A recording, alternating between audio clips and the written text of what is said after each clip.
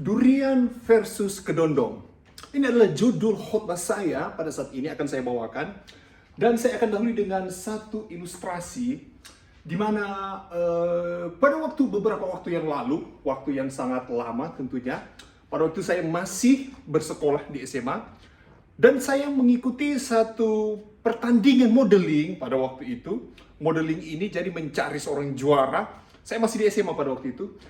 Dan ketika saya mengikuti pertandingan ini, saya penuh dengan kepercayaan diri. Saya penuh dengan kepercayaan diri, saya begitu yakin, saya begitu antusias, saya akan terpilih sebagai pemenang dalam pertandingan ini, dalam pemilihan modeling ini, karena saya ketika diberikan kesempatan untuk menyampaikan pidato, saya sampaikan dalam bahasa Inggris, saya tunjukkan saya punya pemahaman, punya wawasan yang cukup luas, kemudian saya berargumentasi, memberikan jawaban-jawaban saya terhadap pertanyaan yang diberikan oleh juri, saya juga kemudian merasa bahwa saya punya penampilan yang cukup baik, saya pakai baju yang cukup baik, saya merasa tinggi badan saya cukup tinggi, muka ya cukup eye catching untuk orang-orang pada saat itu, sehingga saya berpikir pada waktu itu bahwa saya akan terpilih untuk menjadi juara dalam kontes modeling tersebut. Dan saudara-saudara ketahui, ketika diumumkan siapa akan menjadi juara, saya tidak dipilih oleh juri untuk menjadi juara. Ini sangat menarik. Kemudian semua orang terheran-heran, bukan hanya saya, bahkan audiens yang ada waktu itu mereka semua cukup heran. Berpikir semua, kenapa saya tidak terpilih padahal kualifikasi secara luaran, secara fisik saya sudah cukup mumpuni dan harusnya saya menjuarai modeling tersebut. Dan saya mulai membuat alibi saya mulai berpikir jangan-jangan ada sesuatu yang membuat saya tidak dipilih. Karena secara luar saya sudah sangat pantas. Kemudian saya menemukan pada akhirnya bahwa ternyata salah satu juri, bahkan juri yang paling berpengaruh pada kontes tersebut, pemilihan model tersebut, punya relasi keluarga dengan salah satu peserta, dan peserta itulah yang menjadi juara. Saya sangat kecewa. Dan kemudian pada waktu saya sudah menamatkan diri sebagai seorang sarjana teologi, bahkan master teologi, master pastoral of counseling, ada satu lowongan pekerjaan dalam satu universitas, membuka lowongan pekerjaan, dan di dalam lowongan pekerjaan tersebut dicari seorang chaplain. Kemudian saya masukkan lamaran saya, aplikasi saya, CV saya, dan dari berpuluh-puluh kandidat, hanya 3 orang yang diterima. 3 orang ini diterima kemudian harus mengikuti seleksi terakhir. Dan saudara-saudara tahu, kandidat yang pertama latar belakangnya adalah latar belakang pendidikan, seorang perempuan. Dan dalam pikiran saya dia tidak layak untuk menjadi chaplain, dia tidak mungkin akan diterima karena yang dicari adalah chaplain. Seorang yang punya latar belakang pendidikan teologi. Kemudian yang kedua adalah seorang dengan latar belakang misioneri tanpa memiliki pendidikan formal teologi. Padahal yang dicari adalah seorang yang punya latar belakang pendidikan teologi. Kemudian yang ketiga adalah saya. Saya merasa saya cukup berpengalaman. Saya merasa bahwa saya punya bakat bermusik, saya punya bakat dekat-dekat orang muda, saya punya gelar sarjana teologi, bahkan saya punya gelar master teologi, dan saya cukup yakin saya menjawab semua pertanyaan yang diajukan oleh bagian HRD, kemudian oleh pimpinan-pimpinan pada waktu itu. Tapi pada akhirnya ketika dikeluarkan pengumuman, saya lagi-lagi tidak terpilih sebagai chaplain. Padahal dalam akal saya berpikir harusnya saya bisa diterima. Kenapa? Karena secara luar, di atas kertas, secara penampilan fisik di atas kertas, saya sudah sangat memenuhi kriteria tersebut. Tapi lagi-lagi saya tidak dipilih untuk menjadi chaplain di kampus tersebut. Saudara-saudara kalau ingat pendeta G.T. Eng, beliau adalah mantan sekretaris GC.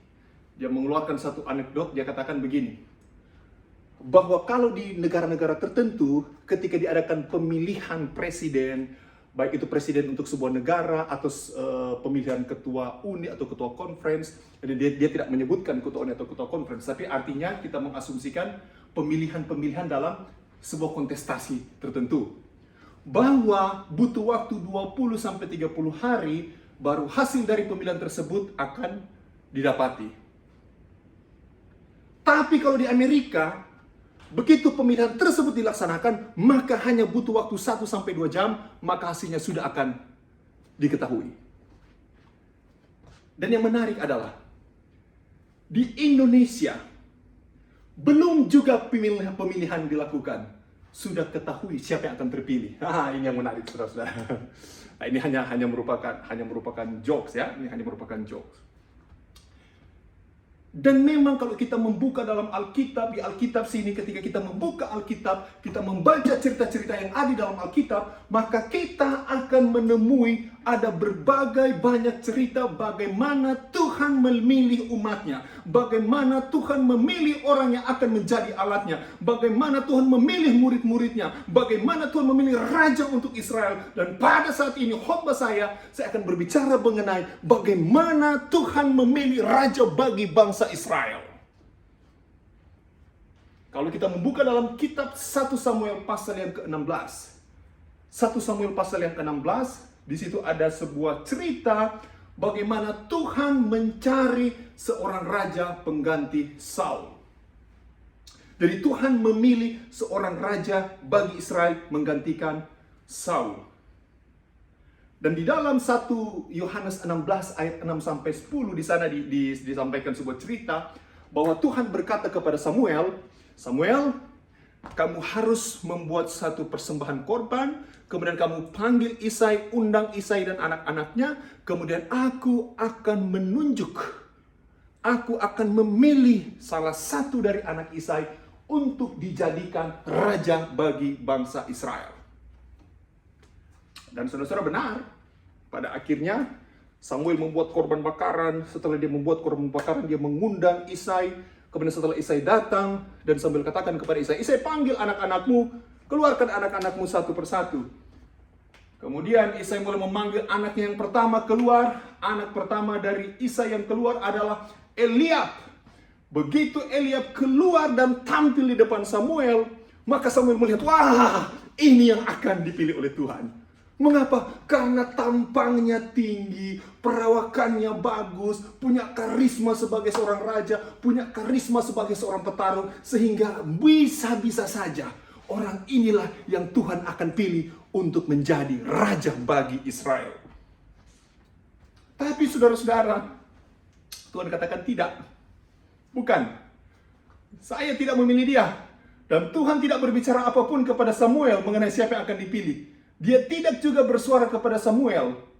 Padahal Samuel sudah berpikir bahwa anak yang pertama ini yang akan menjadi raja.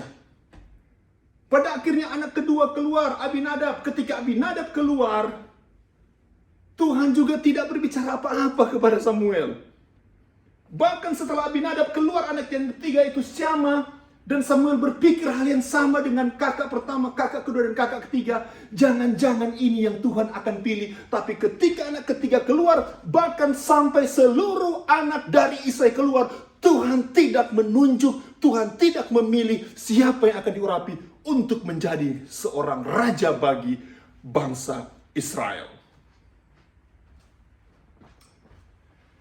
Ini sangat-sangat menarik, saudara-saudara. Kenapa saya katakan ini sangat menarik? Karena saudara-saudara, bahkan pada waktu anak pertama Isai keluar, masih anak yang pertama keluar, Tuhan sudah berkata kepada Samuel. Kenapa? Apa yang Tuhan katakan kepada Samuel? Saudara-saudara, ini menarik sekali. Di 1 Samuel pasal 16 ayat yang ke-6, kalau kita baca, 1 Samuel 16 ayat yang ke-6, ketika mereka itu masuk dan Samuel melihat Eliab, ini anak yang pertama dari Isai, lalu pikirnya, sungguh di hadapan Tuhan sekarang berdiri yang diurapinya. Ayat yang ke-7, 1 Samuel 16 ayat yang ke-7. Tetapi berfirmanlah Tuhan kepada Samuel, jangan pandang parasnya atau perawakannya yang tinggi, sebab aku telah menolaknya. Bukan yang dilihat manusia, yang dilihat Allah. Manusia melihat apa yang di depan mata, tetapi Tuhan melihat hati. Samuel berpikir bahwa anak pertama yang tampil itu, bahwa anak pertama yang keluar Abinadab itu, ini adalah anak-anak yang pertama Eliab. Ketika dia melihat Eliab, dia berpikir bahwa sungguh ini anak yang akan dipilih Tuhan, bahwa anak yang pertama ini punya tinggi badan yang bagus, bahwa anak yang pertama ini punya penampilan luar yang sangat sempurna, bahwa anak yang pertama ini punya tampan sebagai seorang raja. Tapi Tuhan bilang bahwa apa yang manusia lihat, apa yang manusia lihat dari luar, aku tidak melihat itu. Karena Tuhan tidak melihat apa yang di luar, tapi Tuhan melihat apa yang ada dalam hati manusia. Ini artinya bahwa Tuhan tidak melihat apa yang ada di luar. Penampilan luar dari manusia tidak pernah dilihat oleh Tuhan. Mengapa demikian? Ya karena Tuhan memang tidak sedang memilih seorang model yang pintar berbahasa Inggris, yang pakai jas bagus, yang pakai dasi bagus. Tuhan tidak sedang mencari seorang Chaplain yang punya gelar pendidikan teologi yang tinggi, sarjana dari Unclub, sarjana pematang siantar, sarjana Unai, master filsafat Unai, tamat dengan predikat summa cum laude. Bukan itu yang Tuhan cari. Tuhan tidak melihat apa yang ada di luar, tapi Tuhan melihat hati dari manusia tersebut. Saudara-saudara sekalian, ini menjadi menarik. Karena kemudian ketika kita melihat di ayat yang ke-11, 1 Samuel pasal 16, ayat yang ke-11, kemudian bertanya-tanyalah Samuel, kalau semua anak dari Isai sudah keluar dan Tuhan tidak berbicara apa-apa, artinya masih ada anak yang lain. Karena Tuhan pasti tidak berdusta. Pasti ada anak lain dari Isai yang akan dipilih oleh Tuhan. Dan ini yang Samuel tanyakan kepada Isai. Isai, sudah keluar semua anakmu? Atau masih ada lagi? Dan Isai katakan, oh masih ada satu lagi. Masih ada satu lagi yang paling bungsu, tapi anak ini sedang mengembalakan kambing domba. Dan kemudian Samuel bilang, kalau begitu panggil dia. Dan saudara-saudara, ayat Alkitab ini membuktikan pada kita bahwa anak yang bungsu ini, atau yang kita ketahui bersama sebagai Daud, bukan merupakan seorang anak yang diperhitungkan. Mengapa? Karena dia tidak diundang dalam acara korban bakaran yang dilakukan oleh Samuel. Kemudian bahkan namanya Daud sendiri tidak disebutkan dalam ayat ini. Menandakan bahwa anak ini memang tidak terlalu penting. Dan memang dalam sistem patriark bangsa Israel, anak yang tua itu, anak tua laki-laki itu sangat didewakan. Dan faktanya bahwa nanti ketika Samuel menyuruh Isai untuk memanggil Daud, baru Daud dipanggil. Dan dia adalah seorang gembala. Dan menarik adalah ketika Daud muncul di hadapan Samuel ayat yang ke-12. Samuel melihat bahwa muka dari Daud ini kemerah-merahan. Muka dari Daud ini matanya indah, parasnya elok. Dan mengagetkan Samuel, Tuhan bilang, bangkitlah, urapilah dia. Saudara-saudara, ini pemandangan yang sangat kontras tentu saja bagi seorang Samuel. Samuel tentu saja menjadi bingung bagaimana mungkin seorang anak yang tidak punya tampang raja, hanya seorang gembala tapi dipilih oleh Tuhan menjadi raja. Saudara-saudara, seorang gembala itu tidak ada klasifikasi bagaimana fisiknya, bagaimana penampilan luarnya. Tapi kita harus ingat bahwa seorang gembala itu dia memiliki banyak waktu untuk berpikir. Dan berpikir ini bukan merupakan kualitas fisik atau kualitas luar, tapi merupakan kualitas dalam diri orang tersebut. Kemudian menjadi seorang gembala bukan hanya soal berpikir, tapi menjadi seorang gembala adalah orang yang harus memiliki a special heart. Hati yang khusus, hati yang penuh dengan kasih, hati yang penuh dengan perhatian karena dia harus merawat kambing dombanya. Dan itu bukan merupakan ciri-ciri fisik, tapi itu ciri-ciri hati. Dan seorang gembala itu adalah seorang yang percaya kepada Tuhan di tengah-tengah masalah. Mengapa demikian? Karena seorang gembala memberikan keselamatan kambing dombanya hanya kepada Tuhan. Dan itu sekali lagi, it's about trust. Itu merupakan keyakinan, itu merupakan iman kepada Tuhan. Dan seorang gembala kita harus ingat, it's not about wasting time. Ini bukan persoalan menghabiskan waktu untuk menjaga kambing domba. Tapi ini merupakan training time. Waktu untuk mendidik seorang gembala, mendidik seorang Daud. Dan ini sangat-sangat menarik bagi kita. Setelah dijemput Daud ini, maka Daud diurapi oleh Samuel. Satu perbandingan yang sangat kontras kalau kita lihat.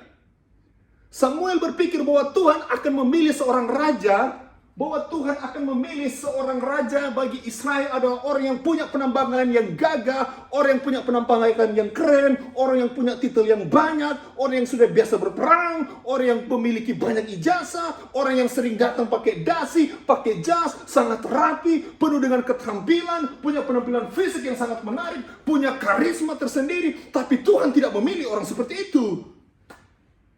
Karena Tuhan sudah memilih Saul. Dan Saul gagal menjalankan misi Tuhan sebagai raja bagi Israel. Saudara-saudara, ini sangat menarik. Kita akan melihat satu perbedaan yang sangat-sangat mencolok antara Daud dengan Samuel.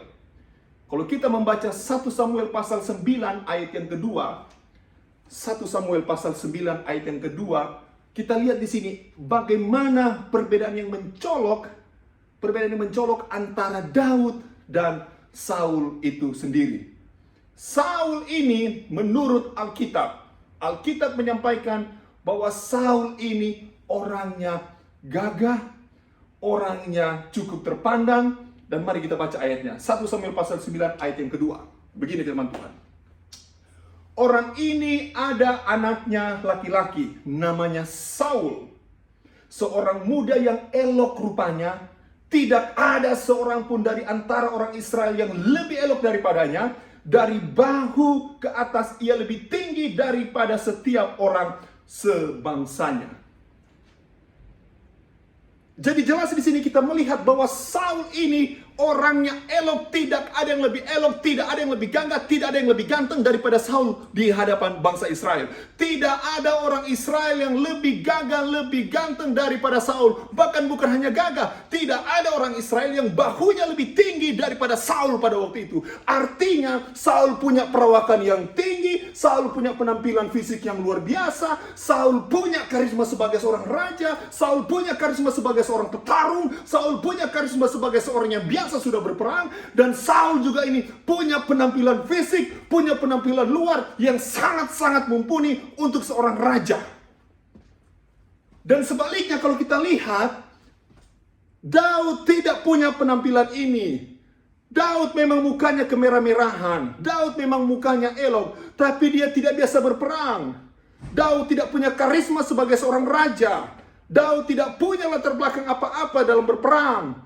Daud adalah hanya seorang anak kecil yang tidak punya karisma sebagai seorang raja, tidak punya penampilan luar sebagai seorang raja, tapi dia hanyalah sebagai seorang gembala.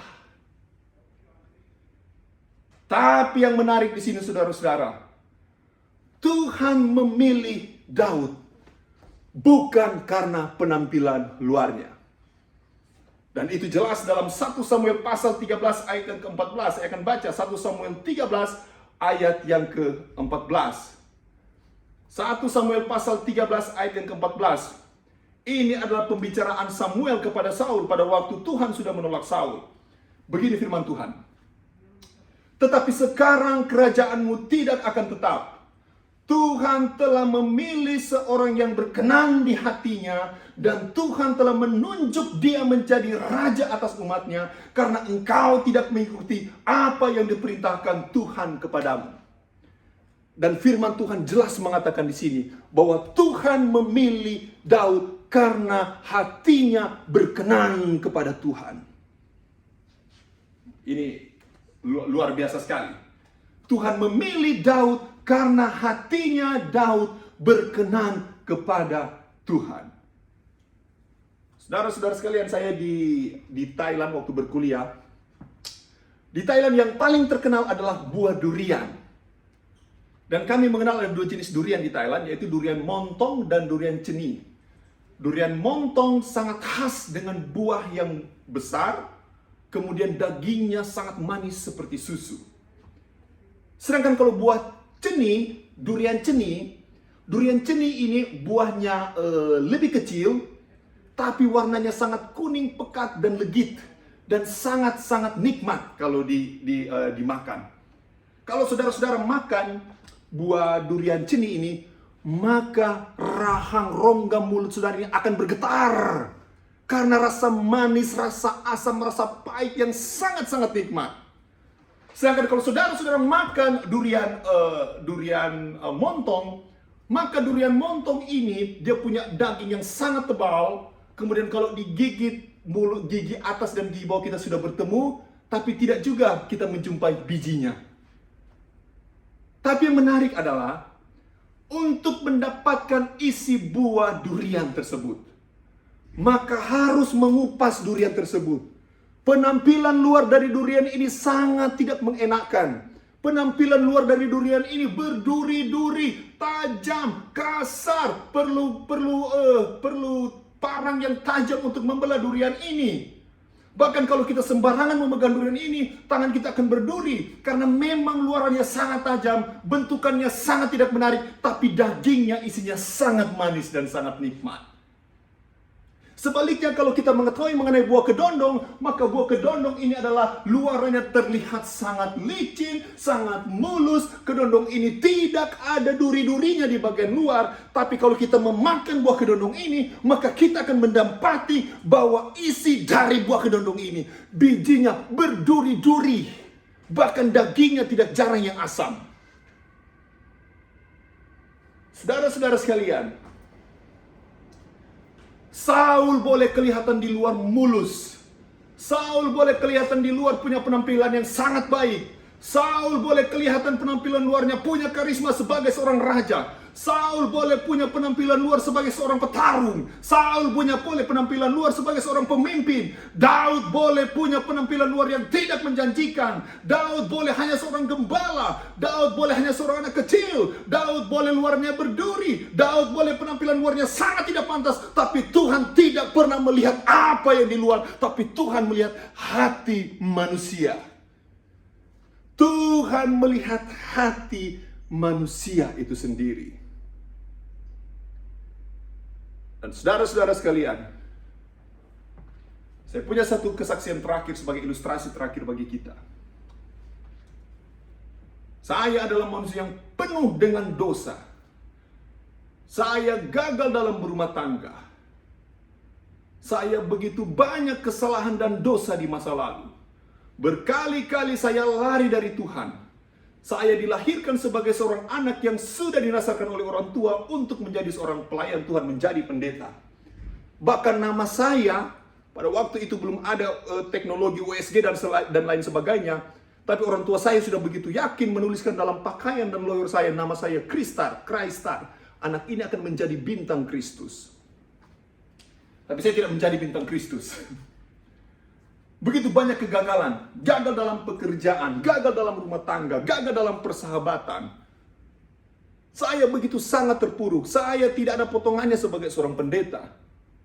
Saya tidak layak untuk menjadi seorang pendeta. Masih ada orang lain yang jauh lebih layak. Saya merasa bahwa penampilan luar saya sangat-sangat buruk dan tidak punya kans sebagai seorang pendeta. Tapi pada tahun 2020, bulan November, untuk kesekian kalinya, ada banyak sekali kesaksian saya bagaimana Tuhan memanggil saya, tapi saya selalu menolak. Dan pada tahun 2020 merupakan puncak bagaimana Tuhan memanggil saya untuk menjadi pendeta di Uni Belanda.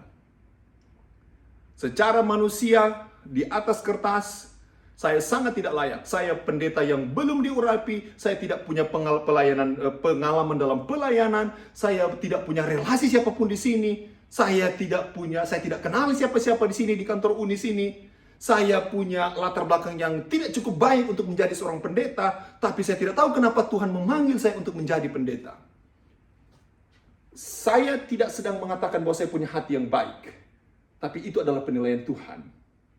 Yang saya mau sampaikan adalah Tuhan tidak pernah melihat penampilan luar kita seperti apa. Amin, saudara-saudara.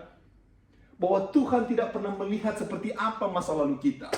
Bahwa Tuhan tidak pernah melihat seperti apa tajamnya tampilan luar kita.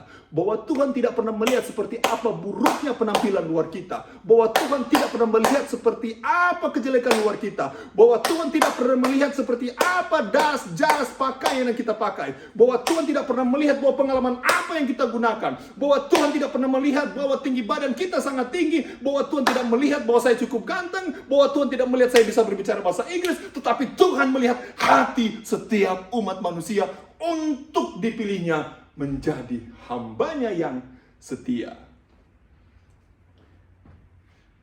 Saudara-saudara sekalian, pada saat ini kita dipanggil untuk mempersiapkan hati kita. Bukan penampilan luar kita yang kita siapkan, tapi hati kita yang kita siapkan supaya berkenan di hadapan Tuhan. Tuhan tidak pernah melihat seberapa mahal handphone yang kita gunakan. Tuhan tidak pernah melihat warna rambut kita seperti apa. Tuhan tidak pernah melihat warna kulit kita seperti apa. Tuhan tidak pernah melihat kita datang dari suku mana. Tuhan tidak pernah melihat kita tamat dari Unai Unclub, dari Pematang Siantar, dari Belanda. Tuhan tidak pernah melihat hal seperti itu. Tuhan tidak pernah melihat seberapa rapi kita menyampaikan firman Tuhan dengan menggunakan jas, dengan menggunakan berkhotbah dengan baik, menggunakan sepatu. Tuhan tidak pernah melihat seberapa mahal parfum kita. Tuhan tidak melihat berapa uang di ATM-mu. Tuhan tidak melihat handphone milik iPhone, Samsung, atau lain sebagainya. Tuhan tidak pernah melihat hal-hal yang di luar, yang ada di luar. Tuhan tidak pernah melihat apa yang dilihat oleh manusia. Tapi Tuhan melihat apa yang ada di dalam hati manusia. Tuhan mencari buah durian, isinya. Tuhan tidak melihat penampilan luar seperti apapun itu. Inilah luar biasanya dan dahsyatnya Tuhan kita. Kita serahkan semuanya kepada Tuhan. Kita berikan itu semuanya kepada Tuhan. Siapkan hati kita. Hati kita yang kita persiapkan. Dan Tuhan akan memilih kita. Bisa jadi saudara tidak terpilih sebagai ketua conference. Bisa jadi saudara tidak terpilih sebagai ketua uni. Bisa jadi saudara tidak terpilih sebagai model di masa lalu.